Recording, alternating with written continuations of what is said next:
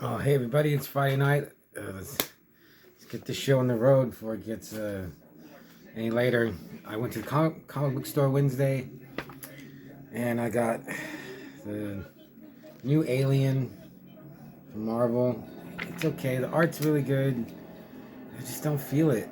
Anything for the story, man. I don't know what. It's not much to say. I mean, it's aliens. I mean, what can you do?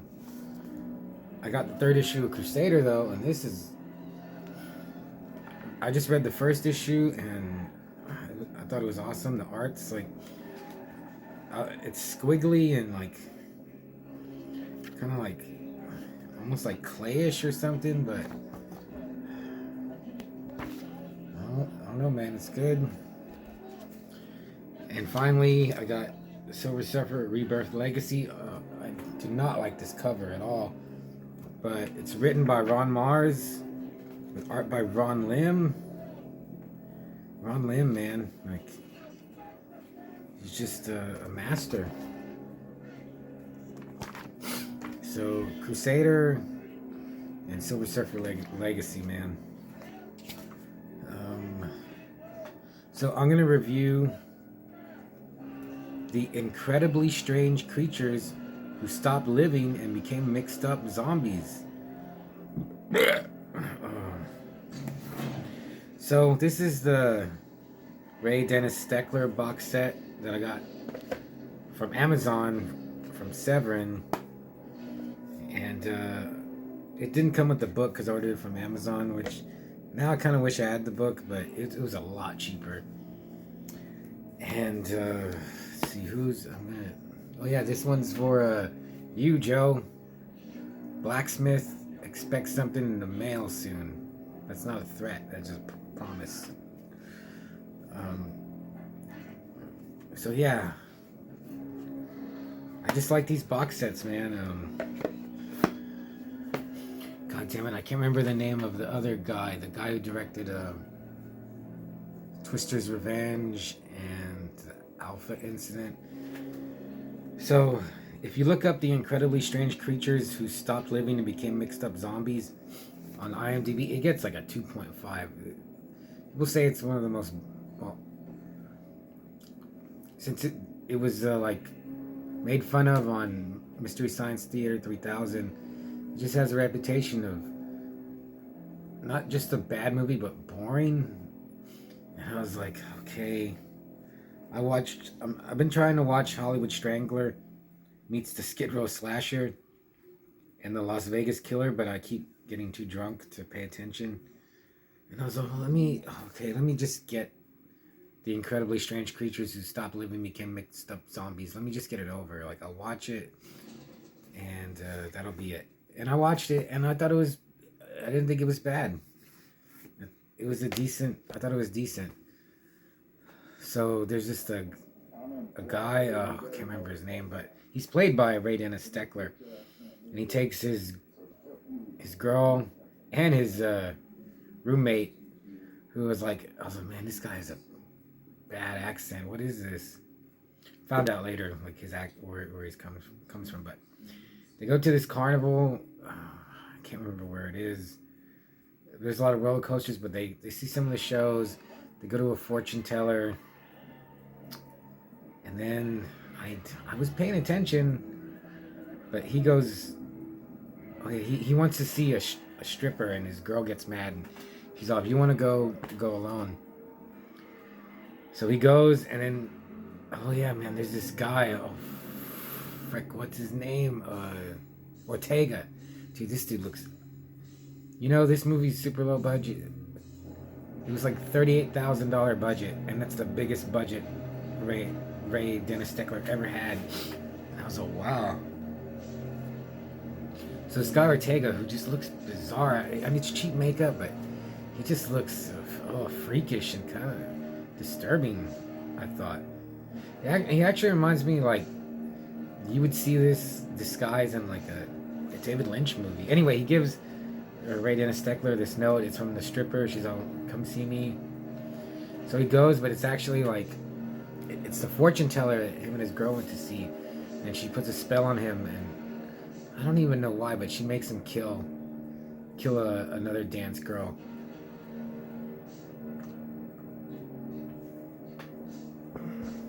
And that part is awesome when he goes to kill this girl. The look on his face and the way he holds a knife, he's just like,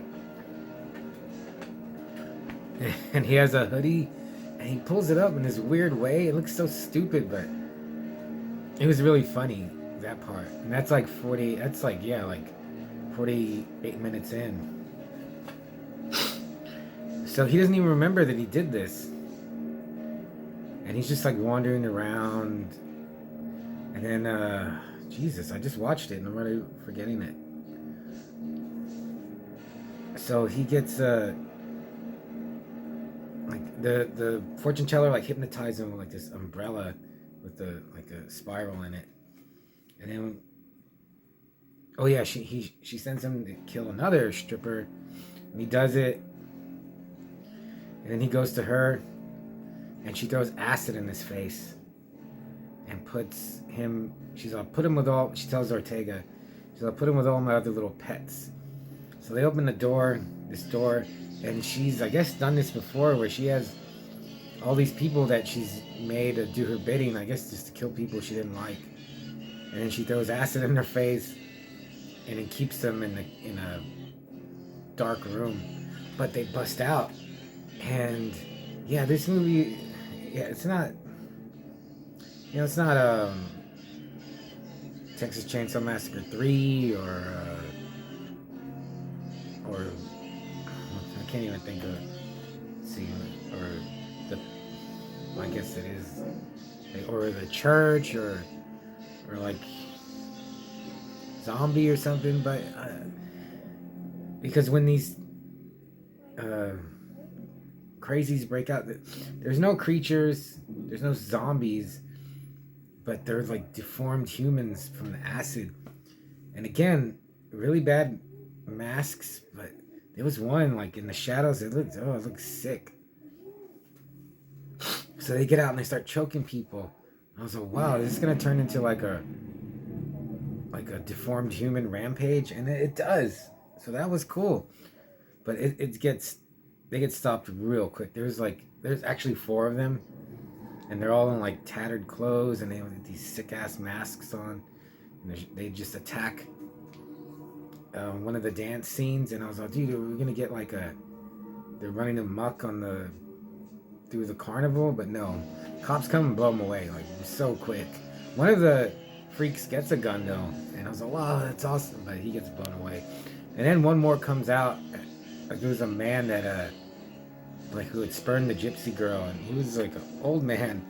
And he like staggers out, and the cops just blow him away. And then Ray Dennis Steckler comes out, and he just runs away. And his girlfriend and his friend chase him, and her brother and the cops. And it was a cool part. Well, it's not that cool, but he goes to the beach and there's rocks and waves, and he's jumping from rock to rock. I was like, you could get killed. You know, he could fall and smash his head and get dragged out to sea. So man, you go, Ray Dennis Steckler. Like, he took his life in his hands. And then the cop shoots him, and I was like, come on, let's see a dummy. Throw a dummy off the rock and let it hit the water. He didn't do that. And then I was like, okay, he's dead. But then he washes back up and he's still alive, and his girlfriend and his buddy drag him out, and then I guess he dies, and then the movie ends. It's over. And that's the incredibly strange creatures who stopped living and became mixed up zombies. Yeah, there's no strange creatures, there's no mixed up zombies. But I was into it. First, I was like, oh, this is gonna be just like a slog, but it was okay. There are a ton, maybe like 6 or 7, or even maybe like 6 musical numbers, and I was like, they're just padding this out, and it's only an hour and 22 minutes, but there's so many singing and dance numbers. I was like, they're not horrendous, but they don't add nothing to them. You can just fast forward it through them.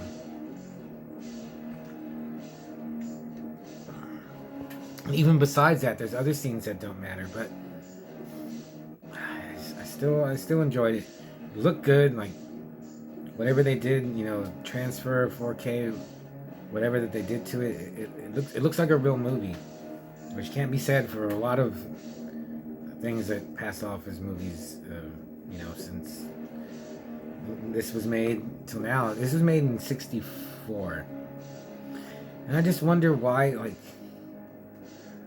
he didn't add gore, like gallons of blood, or there's no nudity. Like, this is a little couple of years before Blood Feast, but yeah, it gives me that like H.G. Lewis feel and vibe to it. It's so, there's parts that are so funny, like unintentionally, so that was really good. Oh yeah, and then I listened to the commentary by Joe Bob Briggs, which made it even better. I literally like laughed out loud at some of the stuff he said, and he has so much insight. Like, there's three cinematographers on here. I can't remember the names. Joe Bob named them, that went on to have like win Academy Awards and work with Steven Spielberg and do all these movies, and they all worked on this. This is like their first movie. Maybe that's what saved it, because his later movies, he just started doing straight up porn, which is, I watched some of his porn stuff on here, and it's pretty depressing. But and he kind of reminds me, like, I was like, he's like Nicolas Cage's cousin. Kind of looks like Nicolas Cage a little bit, like his forehead and his nose. But I was really surprised that I actually enjoyed this movie. Now, should you see it? If you like Herschel Gordon Lewis, Ted Mickles, the like just '60s schlock. As I was watching this, also, so where they, like, this is '64. I guess hippies weren't around yet, or beatniks. It seems like hippies really didn't catch on till like literally like maybe like the tail end of '68, '69, early '70s. Like, hippies didn't exist that long as I thought. What else? Yeah, no gore, no. Like, I think he dropped the ball on that. Like, why didn't he just include like explicit gore, or like more blood, like Blood Feast, or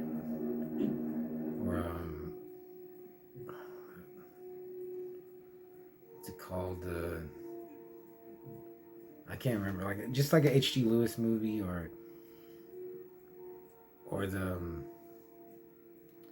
the Mad Doctor, the the Blood Island movies.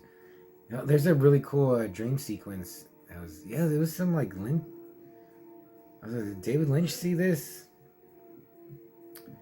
So the incredibly strange creatures who stopped living and became mixed up zombies. I'd give it a solid 3.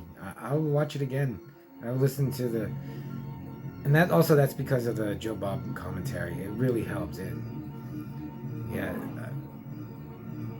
If I watch it again, I'd probably just put on the Joe Bob, and then I would watch it again. Yeah, I'd watch this a few times. I think it just has like a warm feeling to it.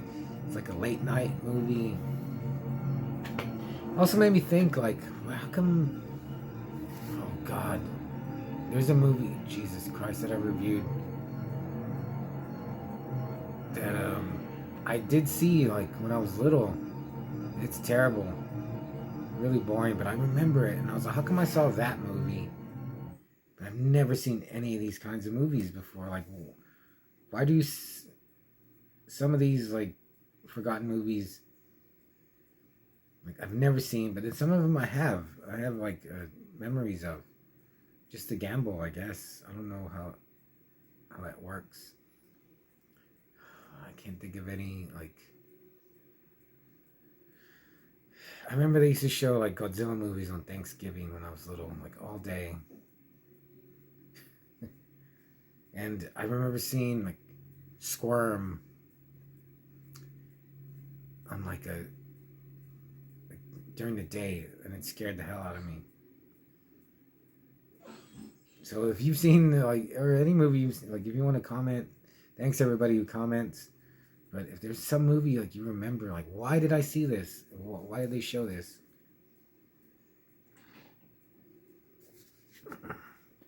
But after watching